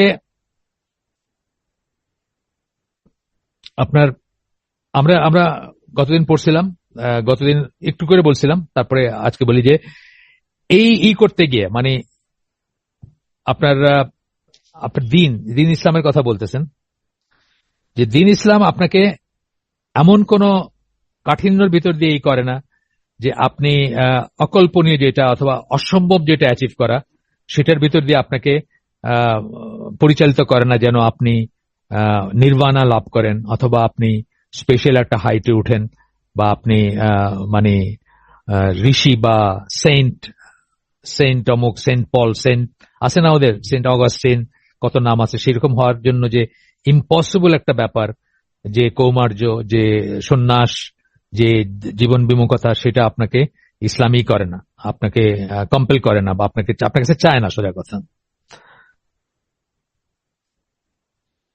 মিস্টিক্যাল, এরপরে বলতেছেন এইসব জিনিসগুলা foreign two Islam, for it is neither A mystical doctrine নর এ ফিলোসফি। এইসব চিন্তা ভাবনা ইসলামের কাছে অপরিচিত, কারণ ইসলাম এক নম্বর বলতেছেন একটা মিস্টিক্যাল ডক্ট্রিন না। মিস্টিক্যাল মানে কি? আধ্যাত্মিক, ওই যে এসোটারিক যেগুলোকে বলি, ঋষি, সন্ন্যাসী, সুফি, সেই ধরনের কিছু না। নর এ ফিলোসফি, একটা ইসলাম দর্শন না। অনেকে কিন্তু ইসলামকে দর্শন হিসেবে ডিফাইন করেন, হ্যাঁ, ইসলামকে একটা ফিলোসফি হিসেবে ডিফাইন করেন। ফিলোসফি জিনিসটা কি? ফিলোসফি জিনিসটা হচ্ছে ভ্যাগ একটা জিনিস, ডেফিনেট কিছু আপনি বলবেন না, আপনি ভ্যাগ বলবেন একটা কথা। আপনার মনে হয়েছে এরকম, আমার মনে, এটা একটা সাবজেক্টিভ ব্যাপার, অবজেক্টিভ ব্যাপার না ফিলোসফিটা। আপনি একটা জিনিসকে একরকম দেখছেন, আমি একটা জিনিসকে একরকম দেখছি, আপনারটা আপনি বলবেন ঠিক, আমারটা আমি বলবো ঠিক। হ্যাঁ, এইটা হচ্ছে ফিলোসফির ব্যাপার। কিন্তু ইসলাম সেরকম ব্যাগ জিনিস না। ইসলামের যা ঠিক তা সবার কাছে ঠিক, যা অঠিক সেটা সবার কাছে অঠিক। এটা হচ্ছে কথা, মুদ্রা কথা হচ্ছে সেটা। হ্যাঁ, এটা নিয়ে কিন্তু অনেক অনেক প্যাচ আছে ইসলামের সেক্ট গুলার ভিতর, ডিভিয়েন্ট সেক্ট গুলোর ভিতর, যেটা আগে বলছি আপনাকে। দুইটা আবার একটু আপনাদেরকে বলছি, আবার দুইটার কথা একটু বলি এখানে। একটা হচ্ছে ইবন সিনা। উনি মনে করতেন যে আল্লাহ যে জান্নাত জাহান্নামের কথা বলছেন, ওনাকে যে জন্য তাকফির করা হয় বা অনেকে কাফির মনে করেন ওনাকে, সেটার কারণ হচ্ছে উনি মনে করতেন যে একটা ছিল যে ফিজিক্যাল রিজারেকশন হবে না, মানে আমরা আমরা দৈহিকভাবে করব না, মানে আমাদেরকে পুনরুত্থিত করা হবে না, শুধুমাত্র আত্মিক পুনরুত্থান হবে, দৈহিক না, মানে আমাদের এই শরীরটা রক্ত মাংসের শরীরে আমরা পুনরুত্থিত হবে না, এটা উনি মনে করতেন। আর মনে করতেন যে জান্নাত জাহান্নামের যে কথা বলা হয়েছে এগুলো হচ্ছে লেমেনদের জন্য, যারা ফিলোসফি বোঝে না, যারা যে জ্ঞান কম, যারা লেমেন, যারা রাস্তার মানুষ, তারা কি মানে একটু জান্নাতের জিনিসের লোভ দেখানো হলে তারা দিন মানবে, আর যদি জাহান্নামের ভয় দেখানো হয় তাহলে তারা খারাপ জিনিস থেকে দূরে থাকবে। এই জন্য এগুলো বলা হয়েছে। এগুলো আসলে কোনো ব্যাপার না। পানিশমেন্ট এবং রিওয়ার্ড দুইটাই আত্মিক জগতে হবে, ফিজিক্যাল জগতে হবে না, এটা উনি মনে করতেন। যে জন্য ওনাকে অনেকেই তাকফির করছেন বা কাফির মনে করেন। এটা একটা রিজন, আরো রিজন আছে যেহেতু। তো এখন দেখেন যে ইসলাম কিন্তু ফিলোসফি না, এগুলো হলো ফিলোসফিক্যাল কথাবার্তা। ঠিক আছে, এগুলো ফিলোসফিক্যাল কথাবার্তা, এগুলা দিয়ে কোনো না। তো বলতেছেন যে ইসলামে হচ্ছে একটা জীবনের প্রোগ্রাম না, জীবনের একটা ওয়ে অফ লাইফ যেটা আমরা বলি, বা জীবন সম্বন্ধে একটা প্রোগ্রাম দেওয়া, মানে আপনি করবেন, ABCD EF করবেন, এইটা in accord with the lodge of nature, প্রকৃতির যে নিয়মগুলো আছে। প্রকৃতির নিয়ম কি? আমি ধরেন আপনার ঘরে ঠান্ডা পানি আছে, আপনার ঘরে গরম পানি আছে, শীতের রাত, আপনি গরম পানি দিয়ে উজু করবেন, এটাই স্বাভাবিক, এটাই প্রকৃতির নিয়ম যে গরম পানি দিয়ে উজু করলে আপনার আরাম লাগবে। সেখানে ইসলাম আপনাকে বলবে না যে আপনার ঠান্ডা পানি দিয়ে উজু করলে আপনার বেশি সওয়াব, বরং যে বলবে যে ঠান্ডা পানি দিয়ে উজু করাটা সওয়াব বেশি, সে হলো এক্সট্রিমিস্ট ইসলামের অনুযায়ী। আপনার ওই যে religious extremism in the lifes of temporary Muslims যে বইটা, ওইখানে একটা ডিটেলস ডিসকাশন করা হয়েছে। তো এই জন্য বলতেছেন যে লজ অফ নেচার যেটা, সেটার সাথে programme of life in accord with laws of nature which God has decreed upon his creation, and its supreme achievement is a complete coordination of spiritual and material aspect of human existence. এবং laws of nature আপনাকে কি demand করে? আপনার laws of nature কি আসে? আপনার খিদা লাগবে, আপনার যৌন বাসনা থাকবে, আপনার একটা সুন্দর জিনিস দেখলে ভালো লাগবে, এগুলো laws of nature। এগুলো আপনি করবেন, কিন্তু আল্লাহ বাউন্ডারি সেট করে দিচ্ছেন যে এই পর্যন্ত ঠিক আছে, এই পর্যন্ত আপনার জন্য এটা জায়েজ, এই পর্যন্ত আপনি করবেন, আপনার ইচ্ছা করবে আপনি করবেন, আপনি you are permitted to do so. এই লজ অফ নেচার বলতে এটা বোঝাচ্ছে লাইফের প্রোগ্রাম, কিন্তু লজ অফ নেচার অনুযায়ী নেচারের কতগুলো নিয়ম আছে। আপনি খাবেন, আপনি মানে টয়লেটে যাবেন, এগুলো হচ্ছে লজ অফ নেচার। এগুলো থেকে আপনাকে বিরত রাখতে চায় না ইসলাম। আপনি বিয়ে করবেন, আপনি সংসার করবেন, এগুলো লজ অফ নেচার।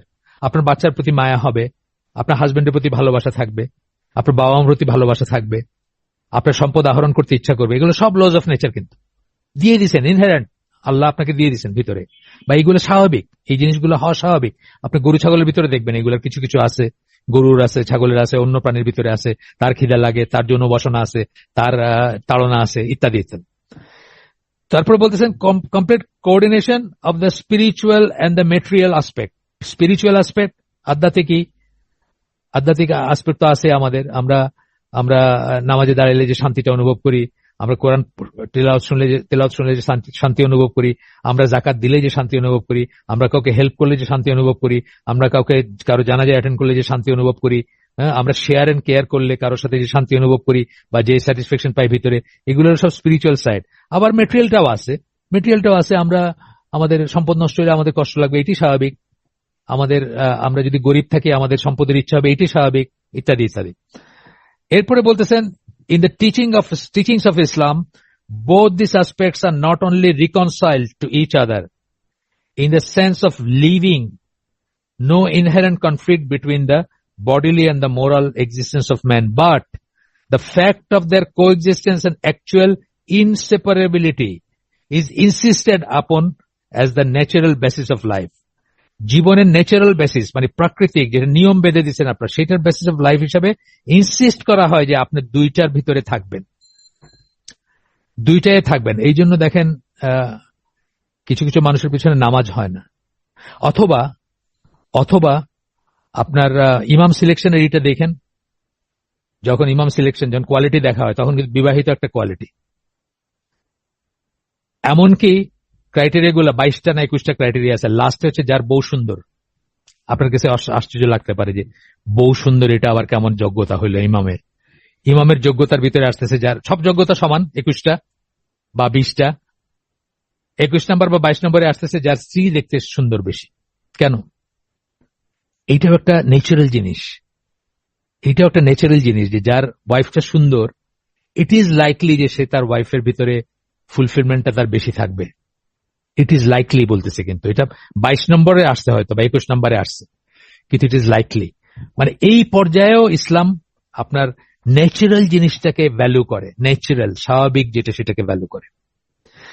তো বলতেছেন যে শুধু যে রিকনসাইল করে যে কোনো কনফ্লিক্ট নাই, মানে বডি এবং সোলে কোনো কনফ্লিক্ট নাই, আধ্যাত্মিকতা এবং মেটেরিয়ালিজম বস্তুবাদ যেতটুকু আল্লাহ দিয়েছেন, মানে বস্তুর মানে জীবনে যেটুকু ব্যবহার আছে সেটুকুর কথা। মেটেরিয়ালিজম বলতে আমি মেটেরিয়ালিজম এজ এ ইজম বলতেছি না, আমি মেটেরিয়াল জিনিসের প্রতি আমাদের যে প্রয়োজন বা আমাদের যে চাহিদা বা এটার কথা বলতেছেন, বা ফিজিক্যাল জিনিসের প্রতি যে চাহিদা এবং আধ্যাত্মিক জিনিস, এর ভিতরে কোনো মানে শুধু যে রিকনসাইল করে তা না, রিকনসাইল করে মানে সমন্বয় করে বা মানে সমঝোতা করে তা না,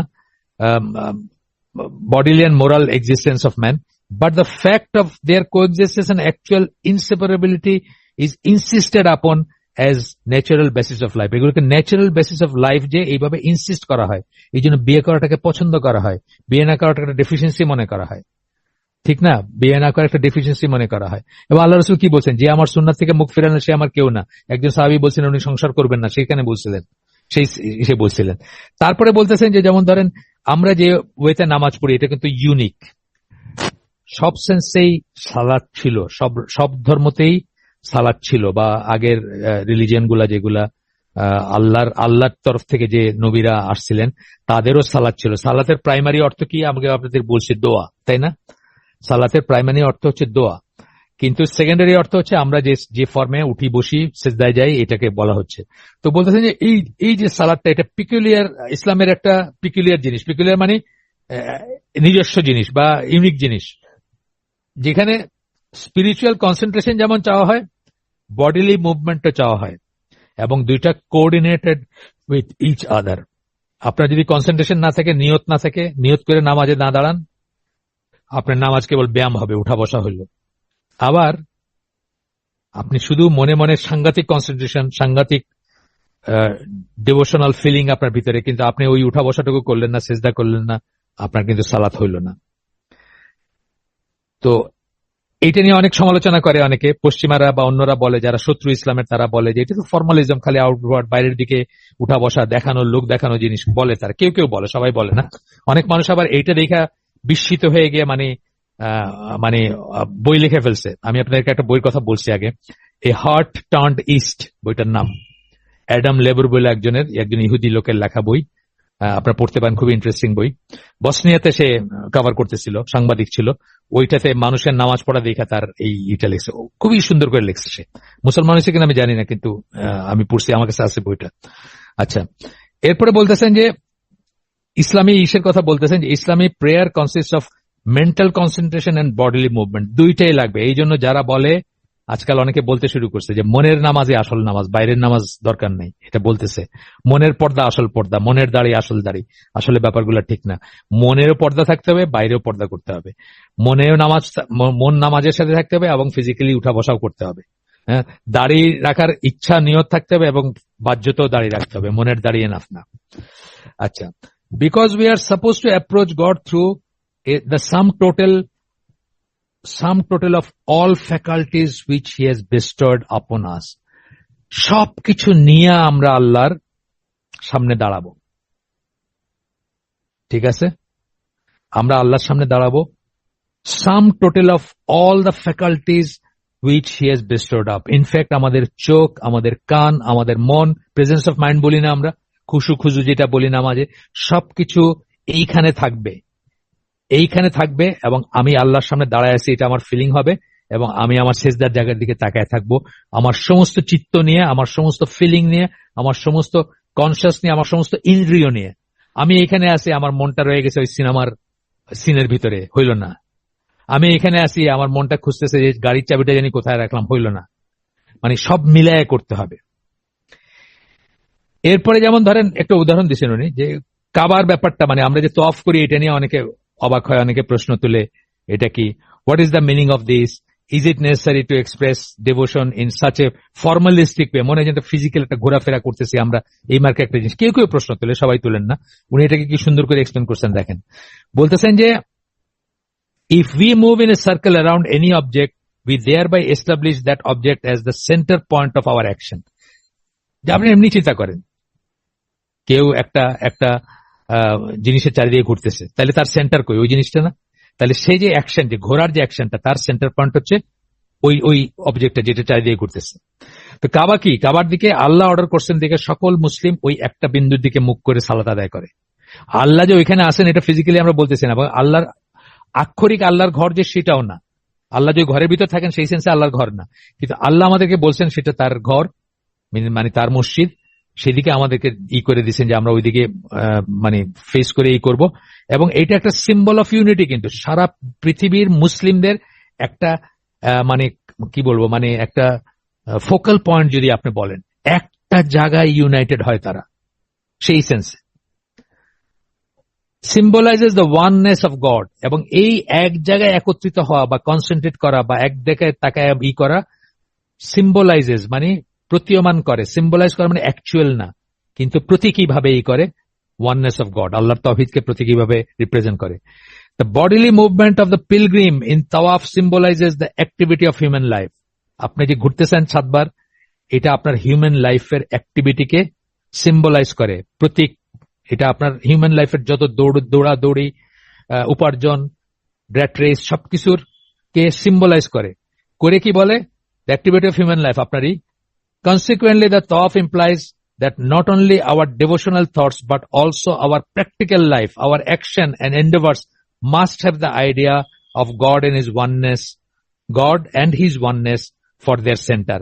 মানে আপনার শুধুমাত্র ডেভোশনাল দিক না, আপনার সকল প্র্যাকটিক্যাল কর্মকাণ্ড, প্রচেষ্টা, সবকিছুর সেন্টারে আল্লাহ থাকতে হবে। এই জিনিসটা সিম্বলাইজ করে আপনি কাবার চারিদিকে যেভাবে ঘুরেন। এই পর্যায়ে আয়েশা উনি সূরা জারিয়াত 51 নম্বর সূরা 56 নম্বর আয়াত কোট করতেছেন, ওয়ামা খালাকতুল জিন্না ওয়াল ইনসা ইল্লা লিয়াবুদুন। আপনাকে এবং জিনকে কেবলমাত্র আল্লাহর ইবাদত ছাড়ার কোনো কারণে সৃষ্টি করেন নাই আল্লাহ। সুতরাং আপনার জীবনের প্রতিটি কাজ হবে আল্লাহ সেন্ট্রিক, হওয়া উচিত। হবে কিনা আপনি আনফরচুনেট, আপনি যদি বদনসিব হন তাহলে হবে না। আর আপনি যদি আল্লাহর চোজেন ওয়ান হন, বা আল্লাহ যদি আপনাকে ফেভার করেন, দয়া করেন, আপনি যদি সেই নসিব হয়, আল্লাহর প্রিয় বান্দা হয়, তাহলে আপনার জীবনের প্রতিটি কাজ হবে আল্লাহ সেন্ট্রিক। প্রতিটি কাজে আপনি আল্লাহর কথা মনে করবেন, প্রতিটি আসসালামু আলাইকুমে আল্লাহর কথা মনে করেন, প্রতিবার ঘর থেকে বাইরের সময় দোয়া পড়ে বাইর হবেন, প্রতিবার ঘরের দরজায় চাবি লাগানোর সময় বিসমিল্লাহ এবং সালাম দিয়ে ঢুকবেন। প্রতিটা কাজের ভিতরে আপনি আল্লাহ সেন্ট্রিক হবেন, আল্লাহ থাকবেন আপনার সেন্টারে। এরপরে বলতেছেন যে ওয়ার্শিপ, যেটাকে আমরা বলি ইবাদত, in Islam is different from that in other religion. কেন আমাদেরকে মুসলিম হইতে হইলে অন্য দিনের বা অন্য ইসের ধ্যান ধারণা নিয়ে চলা যাবে না, সেটা কিন্তু বারবার আসতেছে এখানে। এই কথাগুলো কিন্তু ভিতর আপনারা খেয়াল করতেছেন কিনা জানি না, উনি কিন্তু মানে ডাইসেক্ট করতেছেন আর কি, মানে কাইটায় দেখাই দিতেছেন যে আপনার এইটা হইতে গেলে ওইটা হওয়া যাবে না, এক্সক্লুসিভ আর কি। আপনি যদি ওয়েস্টার্ন হইতে চান, আপনি যদি ওয়েস্টার্ন ফিলোসফি হইতে চান, ইসলামিক হইতে পারবেন না, মুসলিম হইতে পারবেন না, মুসলিম হইলে ওটা হওয়া যাবে না, বারবার বলতেছেন। কিন্তু the conception of worship in Islam is different from that in any other religion। ইবাদতের সেন্সটাই অন্য যে কোনো দিনে যেরকম, তার চেয়ে কিন্তু ইসলামে আলাদা। কেন বলতেছেন? Here it is not restricted to the purely devotional practices। বৈশা ধ্যান করতেছেন, হয়ে গেল ইবাদত। বৈশা গাছের নিচে ধ্যান করতেছেন, 12 বছর কাটাই দিচ্ছেন, হইল না ইবাদত। ইসলামে ইবাদত হইল না। ইসলামে আপনি হইলেন একদম পরিত্যক্ত পাগল। আপনি পরিত্যক্ত পাগল। যে ঢাকায় একটা আছে না, মানে 25 বছর গোসল করে না, হাঁটা বাবা, পিছে পিছে সুটটাই পরা মানুষরা লাইন ধরে চলতো। আমরা জুমার নামাজ পড়তে যেতাম আলামিন মসজিদে, মোহাম্মদপুরে আলী হাদিসের মসজিদ, আর ওই বাটার সামনে দিয়ে লোকজন মিছিল নিয়ে হাঁটতো, জুমার নামাজ টামাজ কিছু নাই। মানে আমি তো বলবো সেটা পাগল, এট দ্য বেস্ট পাগল, এট দ্য ওয়ার্স্ট আরো আরো খারাপ কিছু হইতে পারে। তো সেটা মরছে, সেটারে এখন মাজার বানায় এখন পূজা চলতেছে এখানে। ইসলামে তার 1 পয়সার কোনো মূল্য নেই, সেটা বদ্ধ পাগল। আপনাদের বলছি না ইমান বিনষ্টকারী বিষয়ের ভিতরে একটা আছে যে 9 নম্বর পয়েন্টটা কি ছিল, যে এই বিশ্বাস করা যে কোন কোন মানুষ শরিয়া থেকে এক্সেম্পটেড। তাহলে আপনি যদি মনে করেন এই লোকের শরিয়া মানার দরকার নাই, সে একজন সেইন্ট, সে একজন দরবেশ, সে একজন এটা, আপনার ইমান নষ্ট হয়ে যাবে। তারটা তো বাদই রইল। সে যদি পাগল হয়ে থাকে তাহলে তার ইমানের কোনো ফ্যাক্টর নাই। আর পাগল না হয়ে যদি মানে সেইন হয়েও যদি সেটা ভণ্ডামি করে বা এটা করে থাকে, মানে অ্যাক্ট করে থাকে, তাহলে তো সে নিশ্চয়ই কাফের বা মুশরিক। কিন্তু আপনি দেখেন মানে ব্যাপার তো বলতেছেন যে শুধুমাত্র ডিভোশনাল প্র্যাকটিসের ভিতরে না, here it is not restricted to purely devotional practices. For example prayer and fasting, শুধুমাত্র নামাজ রোজার ভিতরে তো রাখতে পারতেন, ডিভোশনাল প্র্যাকটিসেস বলতেছেন। একটা হচ্ছে যে আধ্যাত্মিকতা, একটা হচ্ছে ডিভোশনাল প্র্যাকটিস, তার ভিতরে না।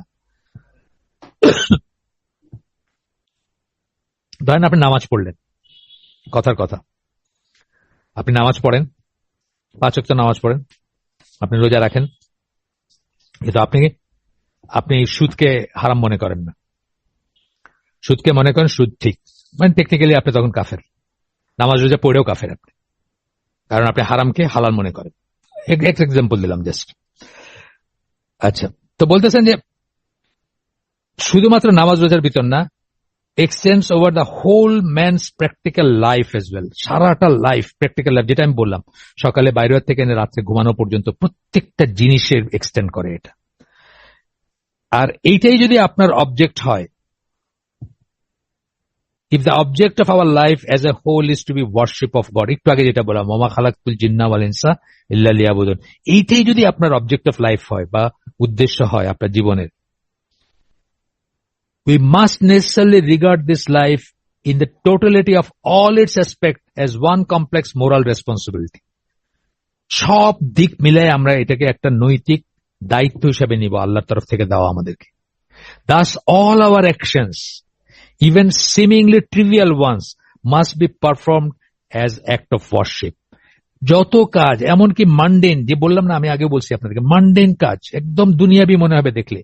পাশের বাসার নেইবারের সাথে দেখা হইলে একটা হাসি মুখ কাফেরও করবে, মুশরিকও করবে, খ্রিস্টানও করবে, কিন্তু আমারটা যখন আমি মনে করব যে আল্লাহ রসুল বলছেন এটা সাদাকা, নিজের ভাইয়ের দিকে হাসি মুখে তাকানো, তখন কিন্তু এটা অ্যাক্ট অফ ওয়ারশিপ হয়ে গেল। এবং এইটাও ইনক্লুডেড রিলিজিয়নের ভিতরে, এইটাও দিনের একটা অংশ। এই কথাটাই বলতেছেন উনি। Thus all our actions, even the seemingly trivial ones, must be performed as acts of worship, that is performed consciously as constituting a part of God's universal plan. এবং কনসিয়াসলি আমরা মনে করবো যে আল্লাহর যে ইউনিভার্সাল প্ল্যান, এই মহাবিশ্বকে আল্লাহ যে plan নিয়ে সৃষ্টি করছেন, যে ডিজাইন দিয়ে সৃষ্টি করছেন, যে উদ্দেশ্যে সৃষ্টি করছেন, তার একটা অংশ হচ্ছে আমার ভাইয়ের দিকে আমি হাসি মুখে তাকাইলাম, তার একটা অংশ হচ্ছে আমি একটা জানাজায় গেলাম, তার একটা অংশ হচ্ছে আমি আসসালামু আলাইকুম রহমতুল্লাহ বারাকাতুহু বললাম। প্রত্যেকটা জিনিস তার অংশ। আর একটা প্যাসেজ পড়ে আমরা, আরেকটা প্যারাগ্রাফ পড়ে আমরা, যদিও উনি বলছে, আমি আগে বলছি যে এই বইয়ের একটা প্যারাগ্রাফ কিন্তু একটা বই লেখা যায়, এটা বলছি আমি আগে। যাই হোক, আরেকটা প্যাসেজ পড়ে আমি শেষ, মানে জাস্ট প্যারাগ্রাফ পড়ে আমি শেষ করে দিব। 2 মিনিট সময় আছে এখনো। এরপর বলতেছেন, ইট টিচেস আস, মানে ইসলাম আমাদেরকে শিক্ষা দেয়, firstly that the permanent worship of god in all the manifold actions of human life is the very meaning of life. সকল ক্ষেত্রে আল্লাহর ইচ্ছা অনুযায়ী জীবন পরিচালনাই হচ্ছে জীবনের অর্থ, সত্যিকার সেন্সে জীবনের অর্থ। যে সেটা করলো, সে জীবনের অর্থ বুঝছে, জীবনের উদ্দেশ্য ফুলফিল করছে, এবং আল্লাহ যে জন্য তাকে সৃষ্টি করছেন সেটা সে ফুলফিল করলো। অ্যান্ড সেকেন্ডলি, এবং দ্বিতীয়ত বলতেছেন, that the achievement of this purpose remains impossible so long as we divide our lives into 2 parts. যদি আমরা আমাদের জীবনের কর্মকাণ্ডকে 2 ভাগ করে ফেলি, যে এক ভাগ হচ্ছে সে নামাজ রোজা হজ যাকাত ইত্যাদি, আর এক ভাগ হচ্ছে আমি ইচ্ছা মতো আইন প্রণয়ন করলাম, পলিটিক্স করলাম, মিনিস্টার হইলাম, সংসদে বসলাম, ব্যবসা করলাম, মদ বেচলাম, ওই ঘুষ দিলাম, সিনেমা হল চালাইলাম, পর্নোগ্রাফি বানাইলাম, বার চালাইলাম, বারে চাকরি করলাম, ইত্যাদি ইত্যাদি যা কিছু হোক। স্পিরিচুয়াল এন্ড ম্যাটেরিয়াল যদি এটা আমরা আলাদা করি, স্পিরিচুয়াল এন্ড ম্যাটেরিয়ালকে, এটা ইম্পসিবল হবে এই পারপাসটা যেই জন্য আপনাকে সৃষ্টি করেছে, ওমা খালাকতুল জিন্না ওয়াল ইনসা ইল্লা লিয়াবুদুন আয়াতে যা বলতে চাইছেন আল্লাহ, এই যে পারপাসটা, এটা ইম্পসিবল হয়ে যাবে যদি আপনি আপনার জীবনকে দুই ভাগে ভাগ করেন, যে এক ভাগ হচ্ছে স্পিরিচুয়াল, আর এক ভাগ হচ্ছে ম্যাটেরিয়াল, যেটা খ্রিস্টানরা বলে যে জিসাসকে জিসাসের প্রাপ্যতা দাও আর সিজারকে সিজারের প্রাপ্যতা দাও।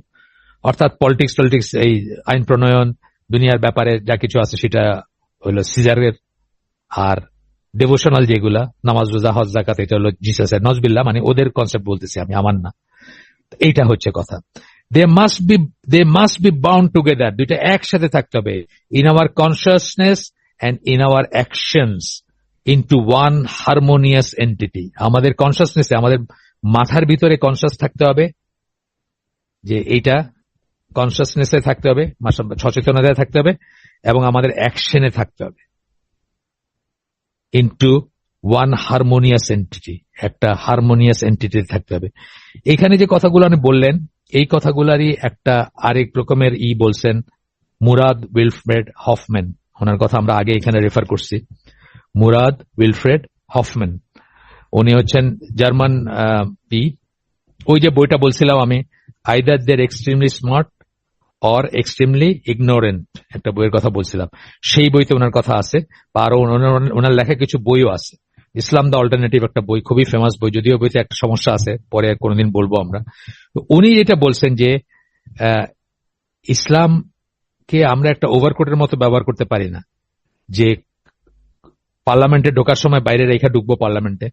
একটা ওভারকোট যেমন আপনার ক্লোকরুমে, ইউরোপে আমেরিকায় ঠান্ডার দেশে ক্লোকরুম থাকে, ওইখানে আপনার কোট বা ওভারকোট রেখে আপনি ওই অডিটোরিয়ামে ঢুকেন, বাইরের সময় স্লিপ থাকে অথবা একটা টোকেন থাকে, ওটা দিয়ে নিয়ে যান।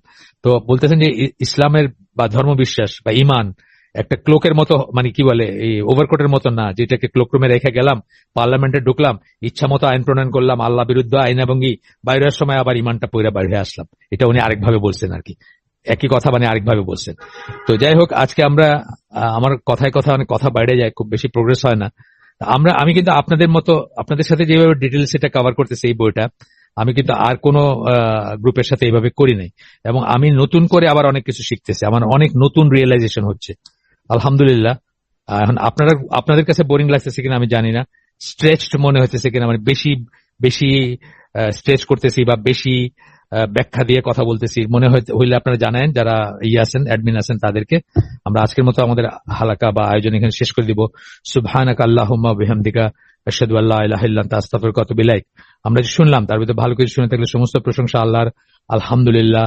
খারাপ কিছু শুনে থাকলে সমস্ত ব্যর্থতা আমার, এবং সেটা শয়তানের তরফ থেকে। আল্লাহ আমাদেরকে তৌফিক দেন যে ভালো শুনলাম তার উপর আমল করার। আসসালামু আলাইকুম ওয়া রাহমাতুল্লাহি ওয়া বারাকাতুহু।